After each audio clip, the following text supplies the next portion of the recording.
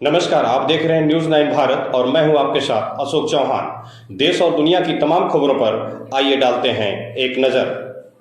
आजमगढ़ में समाजवादी पार्टी के प्रत्याशी धर्मेंद्र यादव आजमगढ़ संसदीय सीट से टिकट मिलने के बाद पहली बार आजमगढ़ पहुंचे हैं। इस दौरान पार्टी के नेताओं और कार्यकर्ताओं ने जगह जगह उनका स्वागत किया है। इस अवसर पर मीडिया से बातचीत करते हुए सपा प्रत्याशी धर्मेंद्र यादव ने कहा कि आजमगढ़ की क्रांतिकारी सरजमी को नमन करता हूं, यहाँ की माटी को चंदन के रूप में अपने माथे पर लगाता हूं। इस क्षेत्र के लोगों ने नेताजी के मान सम्मान, स्वाभिमान, समाजवादी विचारधारा पार्टी की सोच को ताकत दी है। ऐसी शानदार सरजमी की सेवा का अवसर राष्ट्रीय अध्यक्ष ने दिया है। मैं सभी का आभार व्यक्त करता हूं। यह यकीन है और विश्वास दिलाता हूं कि राष्ट्रीय अध्यक्ष जी ने फैसला लिया है। मैं उनकी उम्मीद पूरा करने का हर संभव प्रयास करूंगा। आजमगढ़ की तरक्की, खुशहाली और विकास का समाजवादियों के साथ जो इतिहास जुड़ा हुआ है, नेताजी ने आजमगढ़ को विकास और तरक्की के रास्ते पर ले जाने की शुरुआत की थी। मैं आज यह फख्र के साथ कह सकता हूं कि आजमगढ़ की विकास की हर एक ईंट पर या तो नेताजी या फिर अखिलेश यादव जी का योगदान है। चाहे आजमगढ़ को मंडल बनाने की बात हो या पूर्वांचल एक्सप्रेसवे से जोड़ने की या फिर पीजीआई बनाना हो। बीजेपी सांसद निरहुआ ने तंज कसा था कि अखिलेश यादव जी जीत कर और धर्मेंद्र हार कर आजमगढ़ से भाग गए थे। इस प्रश्न का जवाब देते हुए कहा कि निरहुआ कलाकार है, दूसरे क्षेत्र से राजनीति में आए हैं। उनके सामने जो एक परंपरा होती है कलाकार की, उन्हें स्क्रिप्ट दी जाती है, इस स्क्रिप्ट पर वह चलते हैं। उन्हें समाजवादी परंपरा का एहसास नहीं है। समाजवादियों ने ना कभी आजमगढ़ को छोड़ा था और ना आगे छोड़ेंगे। इस बात का एहसास निरहुआ को नहीं हो सकता, और क्योंकि वह राजनीतिक स्क्रिप्ट के आधार पर करते हैं। कहा कि समाजवादी पार्टी राष्ट्रीय अध्यक्ष अखिलेश यादव जी के पीडीए और इंडिया गठबंधन के फार्मूले के आधार पर एनडीए को हराने का जो फार्मूला है, इस फार्मूले पर चलकर आजमगढ़ की सरजमी से जहां अक्सर समाजवादियों को एक तरफा समर्थन मिला है। कहा कि हमारे 10 विधायक हैं, गुड्डू जमाली जी की कमी थी, वह भी हमारे साथ आ गए हैं। आज उनकी भी दुआएं हमारे साथ हैं। न सिर्फ आजमगढ़ सदर बल्कि बगल की लालगंज सीट पर भी समाजवादी पार्टी एक तरफा जीत दर्ज करेगी। सपा प्रत्याशी ने इस बात से इनकार किया कि बीजेपी सांसद निरहुआ ने आजमगढ़ का विकास किया है। कहा कि जिस एयरपोर्ट का उद्घाटन प्रधानमंत्री जी करने आए थे, उस एयरपोर्ट पर आदरणीय नेताजी और राष्ट्रीय अध्यक्ष जी की कई बार उतरे हैं। नेताजी और अखिलेश यादव जी ने चीनी मिल का उद्घाटन किया था। एयरपोर्ट का उद्घाटन भी उसी समय हुआ था। कहा कि अखिलेश यादव जी ने कन्या विद्याधन की शुरुआत हवाई अड्डे के बगल में विशाल जनसभा में किया था, जो काम 10 साल पहले हो चुका है। अगर उसी के ऊपर पत्थर लगाना हो, उसी का उद्घाटन करना हो तो कर सकते हैं। सुहेलदेव भारतीय समाज पार्टी के राष्ट्रीय अध्यक्ष ओम प्रकाश राजभर ने कहा था कि आजमगढ़ के 10 विधायकों की जीत में उनकी पार्टी का योगदान है। इस प्रश्न का जवाब देते हुए सपा प्रत्याशी धर्मेंद्र यादव ने कहा कि उनके भरोसे घोसी में दारा चौहान भी थे। क्या हाल हुआ सबको पता है। सपा प्रत्याशी ने कहा कि मैं यकीन दिलाता हूं कि बदायूं में मैं घर बना रहा हूं और यहां भी मेरे आने से पहले घर बन रहा है, इसलिए यहीं रहूंगा और इसी घर में रहकर क्षेत्र के लोगों की सेवा करेंगे। आजमगढ़ की आवाज को देश के संसद में उठाऊंगा, धर्मेंद्र यादव ने बदायूं की घटना को दुर्भाग्यपूर्ण बताया। कहा कि बदायूं की घटना पर सवाल बीजेपी से करना चाहिए, जो बेहतर कानून व्यवस्था की दुहाई देते हैं। न्यूज 9 भारत के लिए अमित खरवार की खास रिपोर्ट।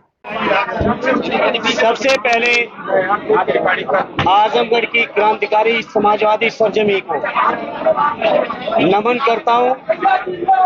यहाँ की माटी को अपने माथे पर चंदन के रूप में लगाते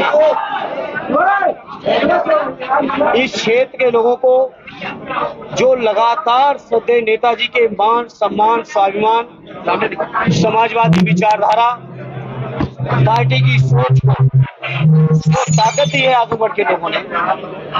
ऐसी शानदार सरजमी की सेवा का मुझे अवसर दिया राष्ट्रीय अध्यक्ष जी ने, यहाँ के क्षेत्र के हमारे पार्टी के पदाधिकारियों ने, नेताओं ने। मैं सभी को अपनी ओर से आभार व्यक्त करता हूँ, धन्यवाद देता हूँ और ये यकीन और भरोसा दिलाता हूँ कि जिस उम्मीद और विश्वास के साथ राष्ट्रीय अध्यक्ष जी ने यह फैसला लिया, हमारे स्थानीय नेताओं ने यह फैसला लिया, मैं सभी की उम्मीदों को पूरा करने का हर संभव प्रयास करूंगा, ये मैं भरोसा दिलाता हूं। आजमगढ़ का जो तरक्की, खुशहाली और विकास का समाजवादियों के साथ जो इतिहास जुड़ा हुआ है, श्रद्धेय नेताजी ने आजमगढ़ को न केवल विकास और तरक्की के रास्ते पर ले जाने की शुरुआत की थी, बल्कि मैं आज फख्र के साथ इस बात को कह सकता हूं, आजमगढ़ की विकास की एक एक ईंट पर या तो श्रद्धेय नेताजी का या माननीय अखिलेश यादव जी का नाम लिखा हुआ है। आजमगढ़ को मंडल बनाने का सवाल हो, आजमगढ़ को पूर्वांचल एक्सप्रेस वे जोड़ने से का सवाल हो, आजमगढ़ को पीजीआई लाने का सवाल हो, आजमगढ़ के अंदर जिस भी विकास और तरक्की की हवाई अड्डे से लेके आप चर्चा करेंगे तो पाएंगे कि श्रद्धेय नेताजी ने और माननीय अखिलेश यादव जी ने ही इसकी शुरुआत ही नहीं की, बल्कि आजमगढ़ को विकास के रास्ते पे ले गए। जहां एक और नेताजी और माननीय अखिलेश जी या समाजवादी नेताओं ने लगातार आजमगढ़ का ख्याल रखा, वहीं फख्र के साथ मैं इस बात को कहता हूं, चाहे कितनी भी चुनौतियां रही हो, आजमगढ़ के जनमानस ने कभी समाजवादियों को कमजोर नहीं होने दिया।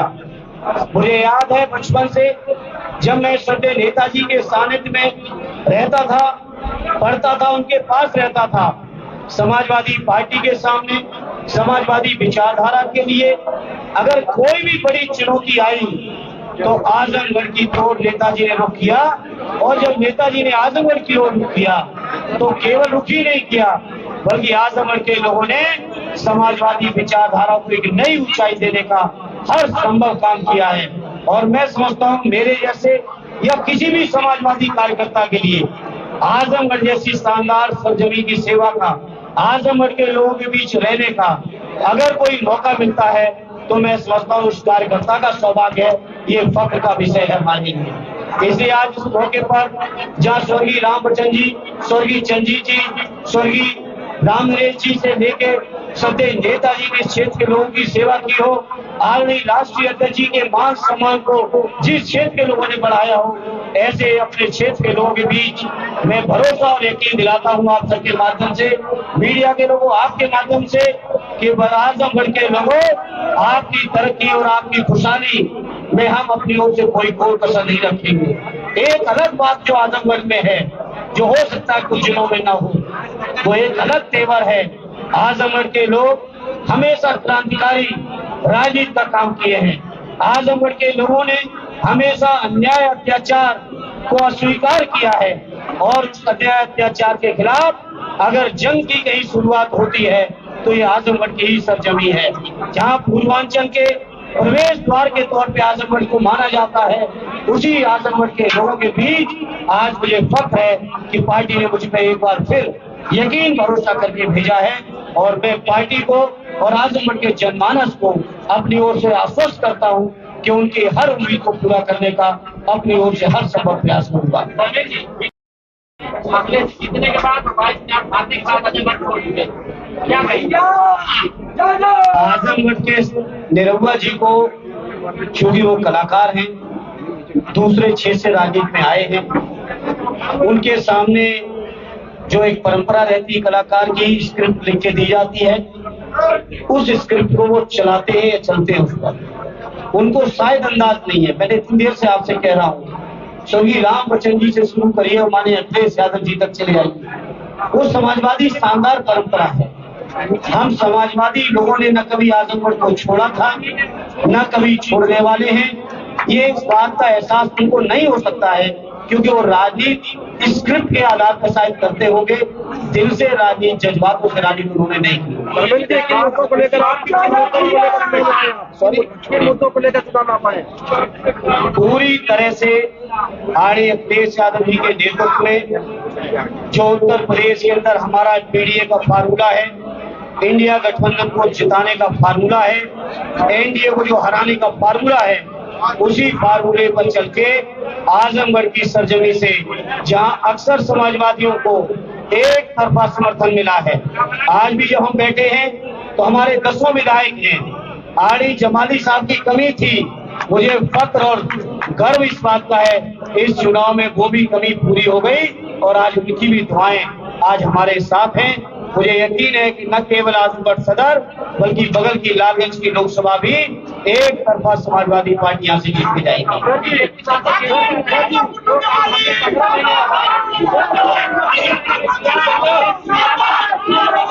सालों का काम 15 महीनों में किया। इस बार की भाजपा की चुनौती को आप कैसे देखते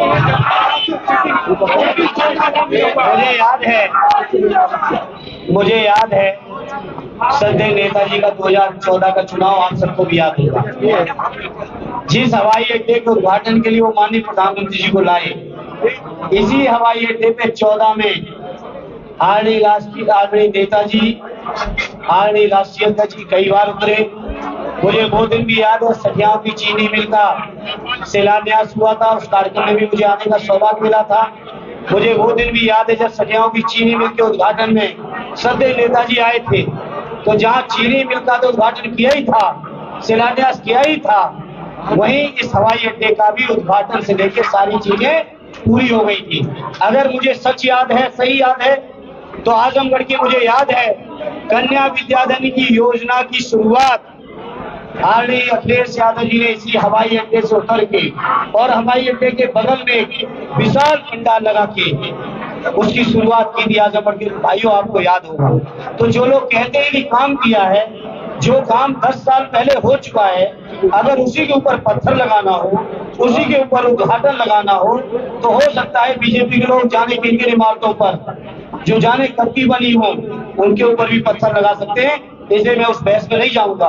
आजमगढ़ के लोग जानते हैं कि समाजवादियों ने आजमगढ़ के लिए, और समाजवादी इस बात को महसूस करते हैं कि आजमगढ़ के लोगों ने उनके लिए क्या किया।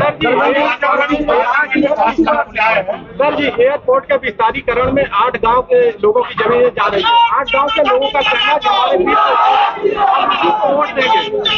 मोदी जी कह रहे हैं